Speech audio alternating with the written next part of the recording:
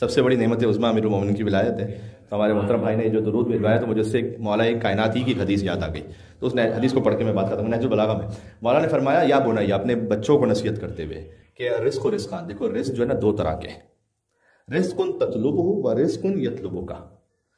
ایک وہ رزق ہے جسے تم تلاش کرتے ہو اور ایک وہ رزق ہے جو تمہیں تلاش کرتا ہے. تم تک آئے گا کیا کہہ رہے ہیں؟ ایک وہ رزق ہے جو تم تلاش کرتے ہو، وہ تلاش کرنا بھی واجب النفقہ ہے، جو اس کے لیے واجب ہے، برحال اس کو جانا ہے، کوشش کرنی. وَإِذَا قُضِيَتِ الصَّلَاةُ فَانتَشِرُوا فِي الْأَرْضِ، جب نماز پڑھ چکو تو زمین میں پھیل جاؤ، روزگار کماؤ. وَابْتَغُوا مِن فَضْلِ اللَّهِ، اللہ کا فضل تلاش کرو، یہ اللہ کا حکم ہے. ایک وہ رزق ہے جو ہم اور آپ کو تلاش کرنا ہے، رزق یطلبک، ایک وہ رزق ہے جو تمہیں تلاش کرے گا، تمہاری طلب میں پہنچے گا.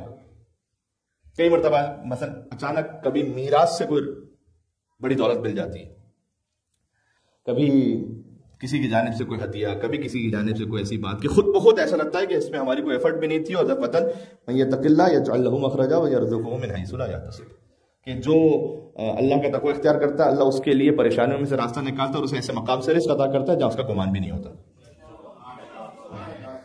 وَيَرْزُقُهُ مِنْ حَيْثُ لَا يَحْتَسِبُ وَمَن يَتَوَكَّلْ عَلَى اللَّهِ فَهُوَ حَسْبُهُ، جو اللہ پر توکل کرتا ہے خدا اس کے لیے کافی ہو جاتا ہے. ان اللہ بالغ امرہ، خدا اس کی امور کی نگرانی کرتا ہے. قد جعل اللہ لكل شيء قدرا، لیکن اللہ نے ہر چیز کے لیے ایک مقدار متعین وقت رکھا ہے، اس متعین وقت پر اللہ تعالیٰ وہ عطا کرتا ہے، وہ رزق خود بخود ہم تک پہنچ جاتا ہے. بات واضح ہو رہی ہے؟ اب وہ چاہے وہی ہدایت کا رزق ہو، وہ معنویت کا رزق ہو، وہ روحانیت کا رزق ہو، یا کوئی رزق مادی ہو، وہ ہم تک پہنچتا ہے. یہ مولا کائنات کا کلام لکھنے کے بعد ابن ابی العدید معتزلی، شاعر نہج البلاغہ کے جو اہل سنت عالم ہیں، انہوں نے دو تین بڑی دلچسپ باتیں لکھی، میں آپ کے ساتھ شیئر کر دوں. مثال کے طور پر آل بویا کی حکومت تھی. آل بویا کی حکومت تھی ایران میں اور عراق میں، شیعہ حکومت تھی، جو تقریباً 120 سال تک رہی، 4th and 5th سینچری میں. ٹھیک، تو ابن ابی العدید معتزلی لکھ رہے ہیں اسے 8th سینچری میں، یعنی آج سے تقریباً 700 سال پہلے شرح میں، کہ وہ جو حکومت تھی اس میں 3 بھائی تھے ایکچولی، علی، احمد اور حسن. ان میں سے ایک کا لقب ہوا عماد الدولہ، ایک کا رکن الدولہ، ایک کا معز الدولہ، پھر بعد میں بچے آئے ان میں سے ایک کا عضو الدولہ. اچھا، بنی عباس کی حکومت تھی بغداد میں، تو وہ اتنے ویک ہو چکے تھے کہ جہاں کہیں بھی کوئی کیپچر کر لیتا تھا گورنمنٹ کو تو وہ تاکہ انہی کی گورنمنٹ کا حصہ کہلائے تو اس سے کہتے تھے کہ ہاں ٹھیک ہے آپ وہاں حکومت کیجیے، اور اسے کوئی لقب بھی دے دیتے تھے. تو انہی میں سے یہ ہے. تو جب انہوں نے، اچھا ان کی بڑی خدمات ہیں، کبھی ان پہ کوئی گفتگو ہو، آل بویا کی خدمات ہیں. مثال کے طور پر عاشور کے دن کی آفیشیل چھٹی پہلی مرتبہ انہوں نے اناؤنس کی گورنمنٹ میں. غدیر کے دن کی آفیشیل چھٹی انہوں نے اناؤنس کی. غدیر کے موقع پر آفیشیل جشن گورنمنٹ کے لیول پر وہ انہوں نے پہلی مرتبہ برپا کیا. مثلا شیعہ اذان، شیعہ نمازوں کے لیے، شیعہ جماعت کے لیے کھل کر اہتمام ہونا پہلی مرتبہ ان کے دور میں ہوا. تو یہ ہے آل بویا.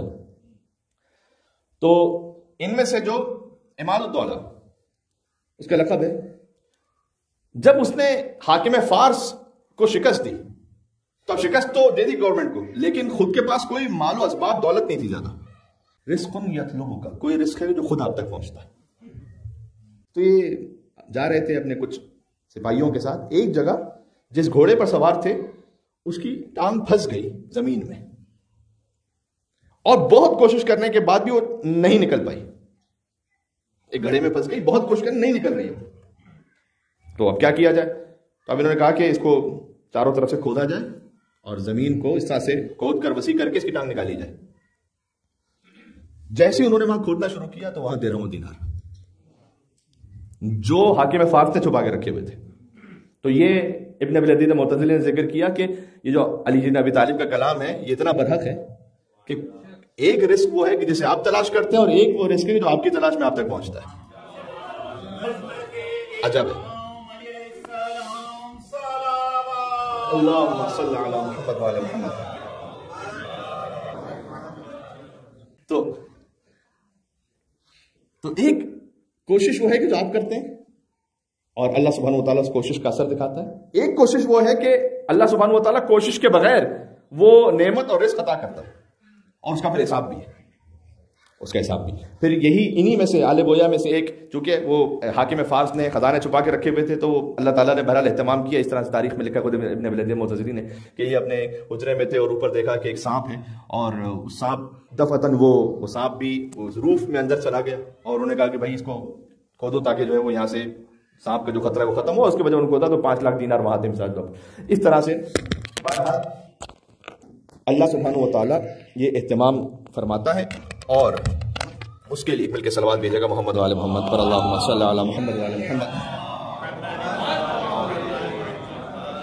बस यहाँ से मैं जा रहा हूँ मंजिल मसाइब पर। आप देखिए अल्लाह सुब्हानहु व तआला ने कैसे ये आज़ादारी की नेमत खुद हम तक पहुंचाई है। शायद हम में से कि वो शायद कोई ऐसा, लेकिन मामूलन हमने बाकायदा उसकी कोशिश नहीं की कि हम जाकर कहीं पहुंचेंगे, ये खुद हमारे दर तक पहुंचती है। आता है कि कोविड सिचुएशन में भी ये हमारे घर पर खुद आज़ादारी पहुंच रही थी। ये वो रिस्क है कि जो अल्लाह आपके घर तक पहुंचा रहा है, बगैर तलाश के पहुंचा रहा है। सुभान अल्लाह, अब इसकी कदर है, यानी इसके लिए हिसाब किताब है। आमिर मोमिनीन की विलायत की नेमत अल्लाह ताला ने खुद हम तक पहुंचाई है, हम कहीं ढूंढने नहीं गए थे इस नेमत को, उसने रिस्क खुद हमें अता किया। सही, सुभान अल्लाह।